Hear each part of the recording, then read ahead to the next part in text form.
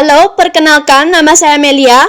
Pada kali ini saya akan membagikan video tutorial mengenai bagaimana cara menggunakan psikologi sebagai platform pembelajaran e-learning atau platform pembelajaran daring. Sebagai informasi, psikologi dapat diakses melalui website www.psikologi.com baik dengan menggunakan laptop maupun dengan menggunakan smartphone. Selain itu, Bapak dan Ibu juga bisa menginstal aplikasi psikologi di smartphone Bapak dan Ibu. Namun, pada kali ini saya akan membagikan video tutorial mengenai cara penggunaan psikologi melalui website www.psikologi.com dengan menggunakan smartphone.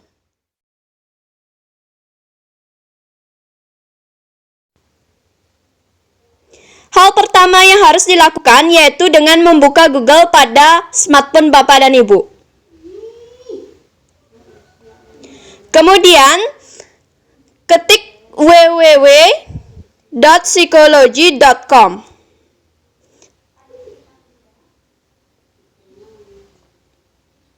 Maka akan muncul tampilan seperti ini. Seperti yang saya tunjukkan di layar smartphone saya. Kemudian, pada bagian pojok kanan atas terdapat bacaan menu. Karena Bapak dan Ibu baru menggunakan akun psikologi, maka Bapak dan Ibu harus membuat akun psikologi terlebih dahulu, yaitu dengan mengklik pada bagian menu yang saya tunjukkan tadi. Kemudian pilih sign up atau daftar. Kemudian pada sign up ada 3 pilihan, yaitu sebagai instruktur atau guru, yang kedua sebagai student atau murid, dan yang ketiga sebagai parent atau orang tua. Karena Bapak dan Ibu menggunakan psikologi sebagai guru, maka Bapak dan Ibu mengklik pada bagian instruktur atau guru.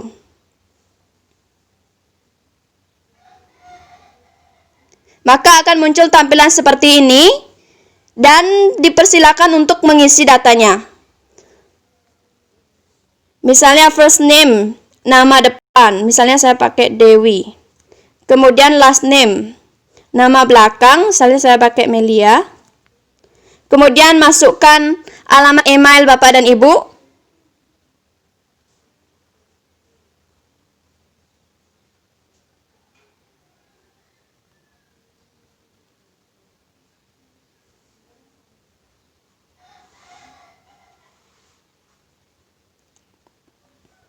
Kemudian setelah memasukkan alamat email Bapak dan Ibu, masukkan password yang ingin digunakan.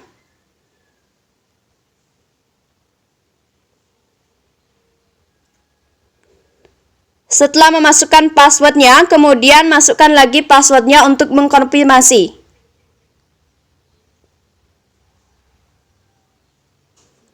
Kemudian beri tanda centang pada bagian saya bukan robot.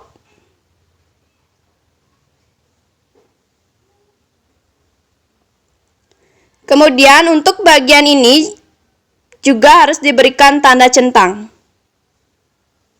Yang terakhir, tinggal mengklik pada bagian register atau daftar.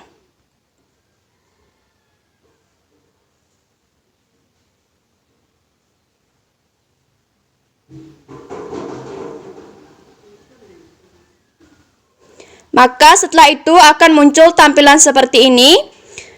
Diisikan identitas di mana Bapak dan Ibu mengajar.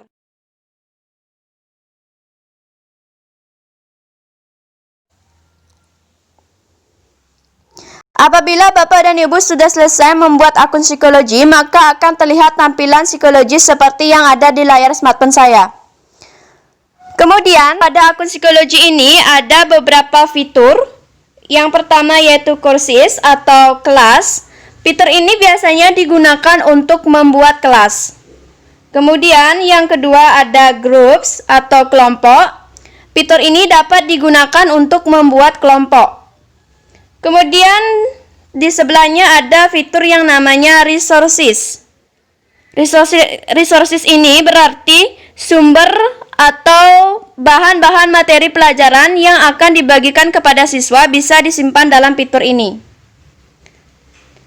Kemudian pada bagian pojok kanan ada 3 fitur, yaitu yang pertama ada fitur message atau pesan. Ini adalah fitur pesan. Fitur pesan ini dapat digunakan untuk mengirimkan pesan kepada siswa. Kemudian di sebelahnya ada fitur yang gambarnya seperti lonceng. Fitur ini adalah fitur notifikasi yang digunakan untuk memberitahukan kegiatan atau hal-hal yang dilakukan di akun psikologi.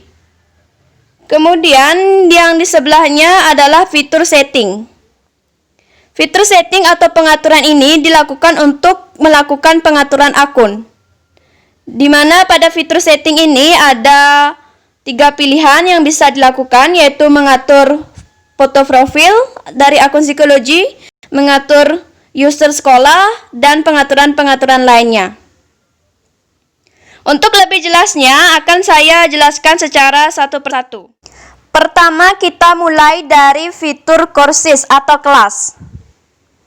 Jika Bapak dan Ibu ingin membuat kelas, maka fitur yang bisa digunakan adalah fitur courses atau kelas. Kita klik pada fitur courses atau kelas.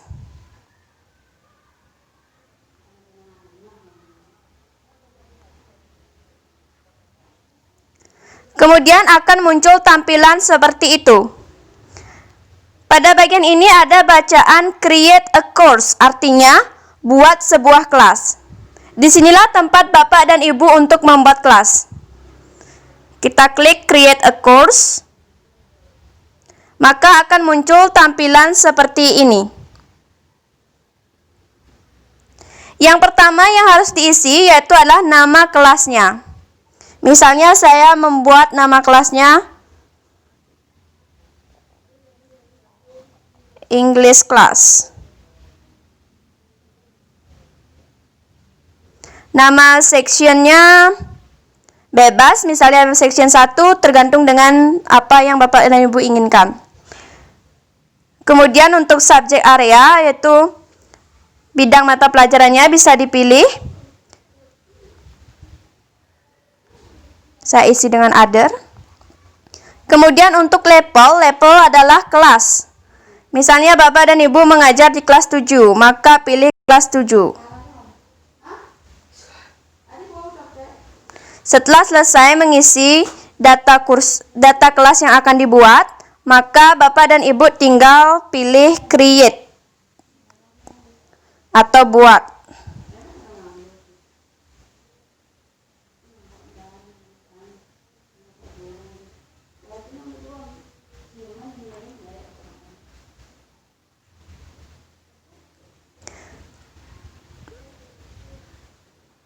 Begitulah tampilan kelas yang sudah dibuat tadi.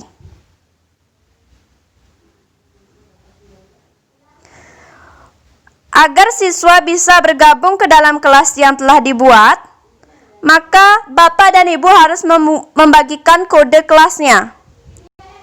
Kode kelasnya dapat dilihat pada bagian ini. Bagikan kode kelas tersebut kepada siswa sehingga siswa bisa bergabung ke dalam kelas yang Bapak dan Ibu telah buat. Kemudian pada kelas ini ada beberapa menu. Yang pertama yaitu materials.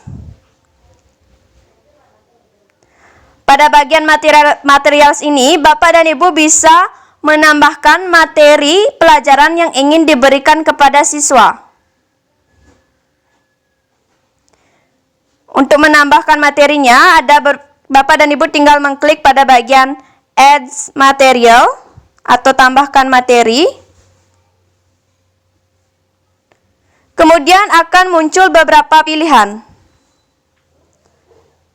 Bapak dan Ibu bisa menambahkan tugas dengan mengklik pada bagian ini. Menambahkan kuis untuk memberikan kuis sebagai latihan atau ulangan kepada siswa. Menambahkan file, menambahkan diskusi, dan lain sebagainya. Bisa dipilih.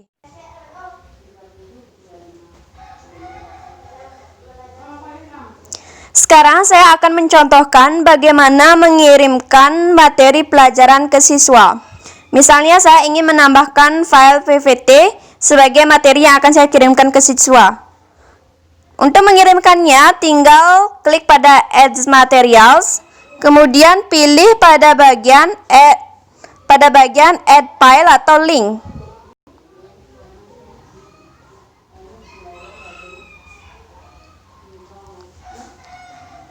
Maka akan muncul pilihan seperti itu, ada file, link, dan external tool. Karena saya ingin mengirimkan file, maka klik pada bagian file. Kalau ingin mengirimkan link, maka klik pada bagian link. Saya klik pada bagian file.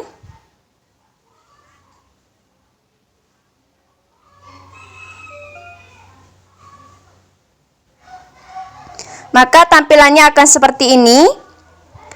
Kemudian pada bagian attach file ini, Bapak dan Ibu bisa menambahkan file sebagai materi yang ingin dikirimkan kepada siswa.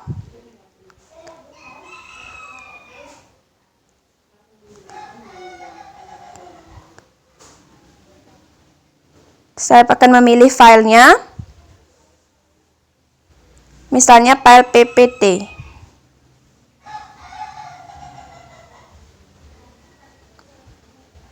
Setelah prosesnya terlihat seperti ini, itu berarti bahwa file PPT-nya sudah diupload. Sekarang tinggal mengklik pada bagian add untuk mengirimkan file ini ke siswa atau ke kelas kita.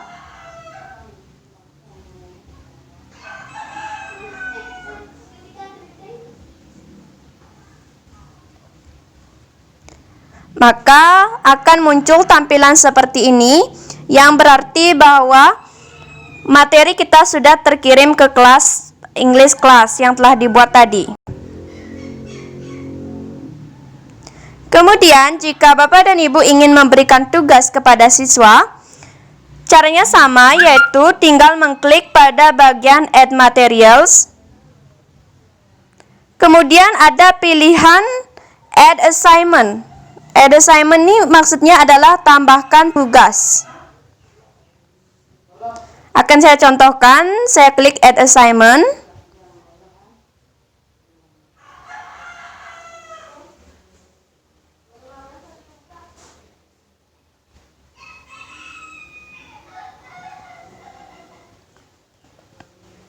Kita tunggu sebentar.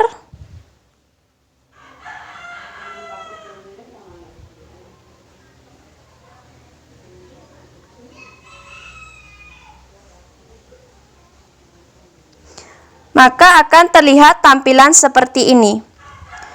Yang pertama yang harus diisi adalah nama dari tugas yang akan diberikan. Misalnya saya ingin memberikan nama tugas saya recount text, karena kelas saya adalah kelas bahasa Inggris. Setelah mengisi nama kelasnya, kemudian pada bagian description, isikan petunjuk dari tugas yang akan diberikan.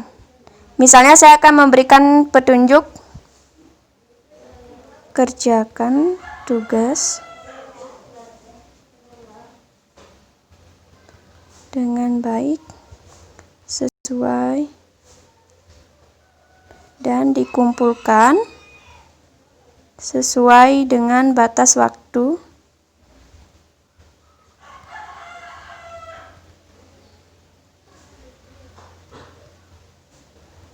yang saya tentukan. Misalnya deskripsinya seperti itu. Kemudian pada bagian ini ada beberapa pilihan. Bapak dan Ibu bisa menambahkan file sebagai tugasnya atau dalam bentuk link dan lain sebagainya. Karena saya ingin menambahkan file, maka saya mengklik pada bagian ini.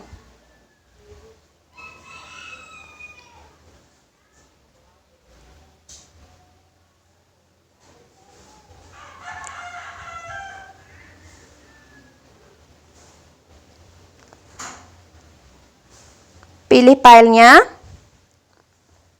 Misalnya saya memilih dokumen Word.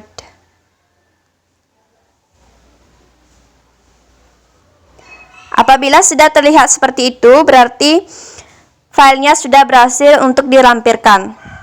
Kemudian pada bagian ini ada yang namanya due date atau batas waktu. Bapak dan Ibu bisa menentukan kapan batas waktu terakhir siswa mengerjakan tugas yang diberikan. Bisa dipilih misalnya batas waktu terakhirnya adalah tanggal 8 Juli 2020 dan waktunya adalah 11.59 PM.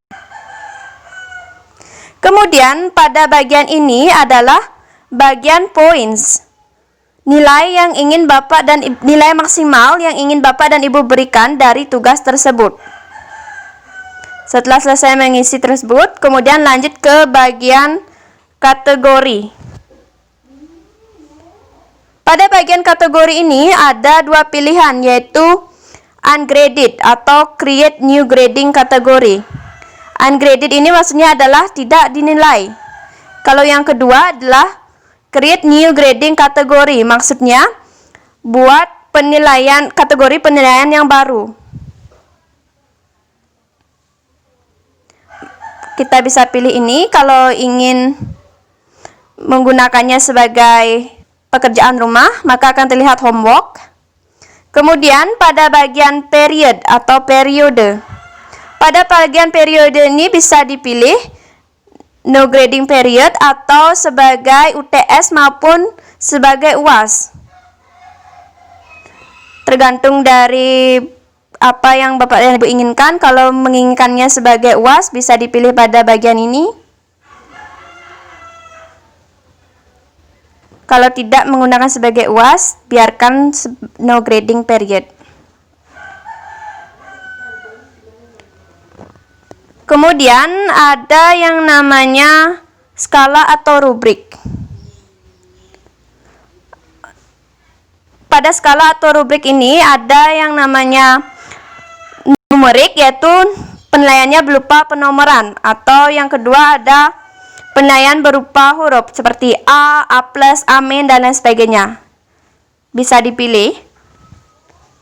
Kemudian ada learning objectives. Ini bisa diisi, bisa tidak. Setelah selesai mengisi semuanya, Bapak dan Ibu bisa mengklik pada bagian create. Create itu adalah tugasnya akan dibuat. Klik create.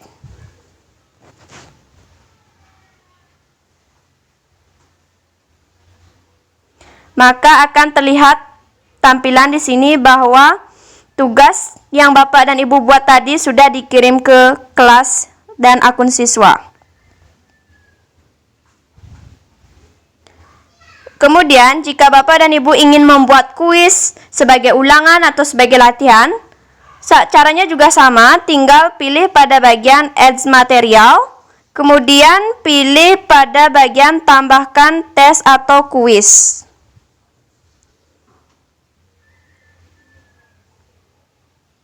Saya coba contohkan. Kita klik Add Test atau Quiz.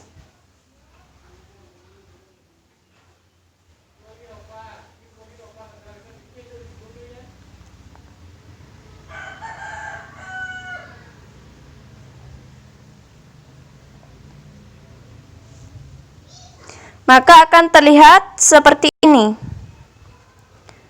Caranya juga sama, diisi seperti tadi, isi nama kuisnya, batas waktunya, kategori, periode, dan lain sebagainya.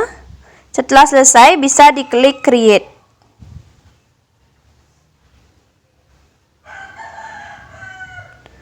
Kemudian untuk menambahkan diskusi mengenai suatu materi tertentu, bisa dilakukan juga dengan mengklik pada bagian Add Discussion atau tambahkan diskusi.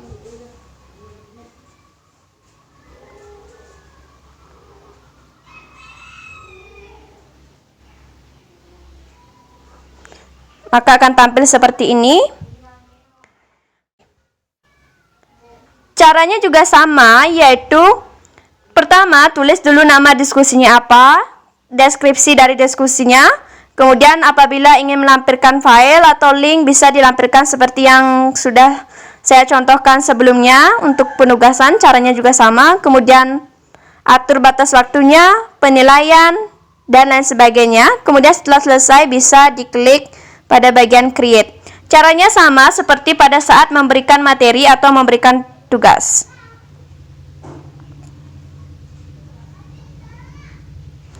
Kemudian pada bagian fitur kelas ini juga ada yang namanya updates.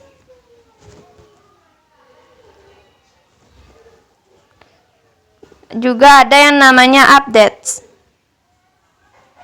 Updates ini adalah hal terbaru atau aktivitas terbaru yang dilakukan di akunnya. Kemudian ada yang namanya gradebook. Pada gradebook ini adalah digunakan untuk mendata penilaian terhadap tugas, kuis, maupun diskusi yang Bapak dan Ibu berikan kepada siswa.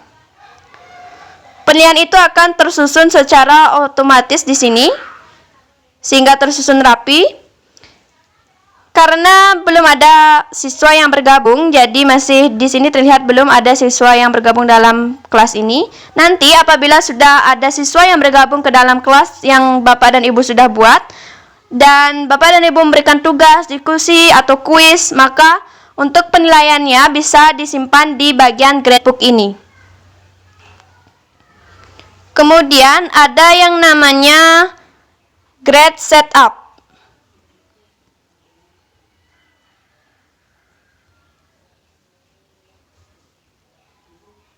Grade setup ini bisa dilakukan untuk mengatur penilaian yang telah dilakukan. Misalnya dalam bentuk numerik atau penomoran, atau dalam bentuk huruf seperti A, A+, A-, B, dan lain sebagainya. Bisa dilakukan pengaturan di sini. Kemudian ada yang namanya badges.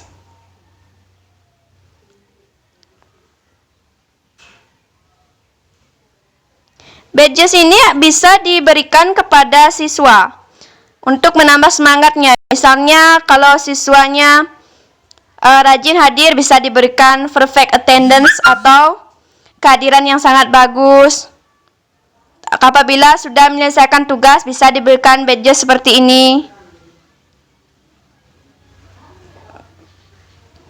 Badgesnya bisa dipilih. Kemudian ada yang namanya attendance atau kehadiran. Inilah kelebihan daripada penggunaan psikologi sebagai platform pembelajaran daring, karena kehadiran siswa akan didata. Kehadiran siswa akan didata pada bagian kehadiran ini. Kalau siswa misalnya pada tanggal 2 Juli ini ada yang hadir, maka akan terlihat dia hadir. Kalau ada yang terlambat masuk kelas, maka akan terlihat terlambat masuk kelas. Jadi untuk kehadirannya secara otomatis sudah terlihat pada bagian ini nanti, kalau sudah ada siswa yang bergabung. Kemudian bagian terakhir adalah bagian members atau anggota dari siswa yang bergabung di dalam kelas yang telah dibuat. Karena belum ada siswa yang bergabung, maka belum ada terlihat di sini daftar nama siswa. Namun nantinya apabila Bapak dan Ibu sudah membagikan kode kelasnya ke siswa, maka akan terlihat nama-nama siswa yang sudah bergabung di kelas Bapak dan Ibu yang sudah buat. Jangan lupa untuk akses kodenya harus dibagikan ke siswa terlebih dahulu agar siswanya bisa masuk ke dalam kelas yang Bapak dan Ibu sudah buat. Demikianlah penjelasan mengenai fitur courses atau kelas pada akun psikologi. Kemudian ada yang namanya fitur group seperti yang saya bilang sebelumnya. Fitur groups ini bisa digunakan untuk membuat grup apabila Bapak dan Ibu ingin membuat grup-grup untuk siswanya. Bisa dilakukan dengan create a group atau buat grup. Kemudian ada juga yang namanya resources.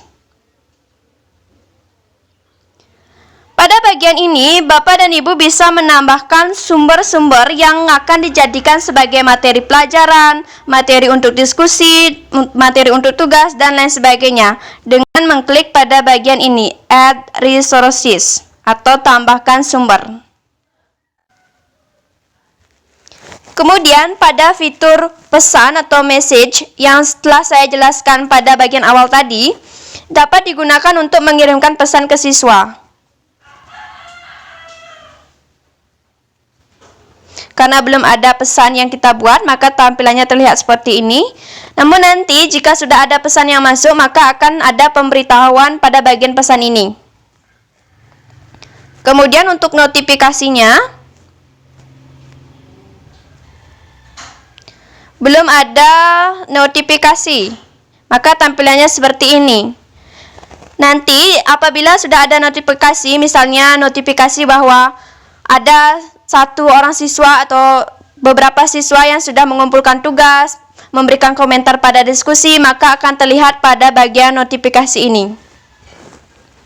Kemudian pada bagian setting bisa dilakukan pengaturan profil. Misalnya sekarang saya ingin mencontohkan bagaimana cara mengatur profil dari akun psikologi kita. Klik pada bagian Your Profile atau profil kamu.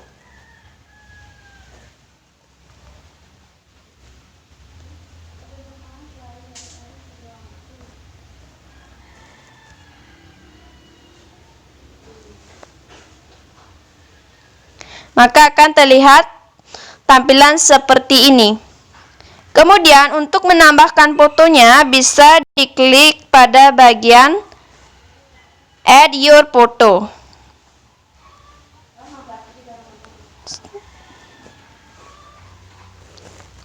Kita tunggu sebentar. Kemudian bisa dipilih, bisa memakai avatar yang sudah tersedia atau bisa menambahkan foto profil Bapak dan Ibu yang sudah tersimpan di galeri smartphone-nya. Misalnya saya sudah menambahkan, maka akan terlihat foto profil di akun saya seperti itu.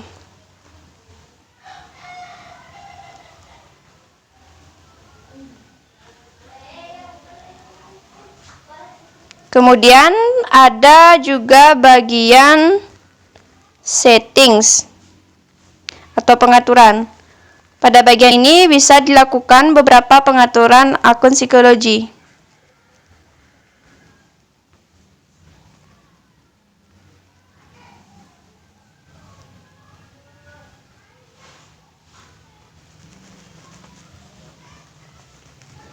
Bisa diatur, ada pengaturan akun, pengaturan notifikasi, pengaturan privasi, dan lain sebagainya. Bisa diatur pada bagian setting yang saya tunjukkan tadi.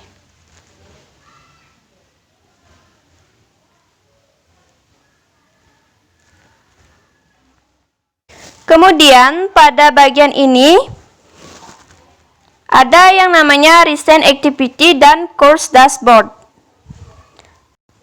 Recent Activity ini digunakan untuk mengetahui hal-hal baru atau kegiatan-kegiatan yang sudah dilakukan di akun psikologi yang telah dibuat. Kemudian pada bagian Course Dashboard itu digunakan untuk melihat kelas-kelas yang sudah kita buat.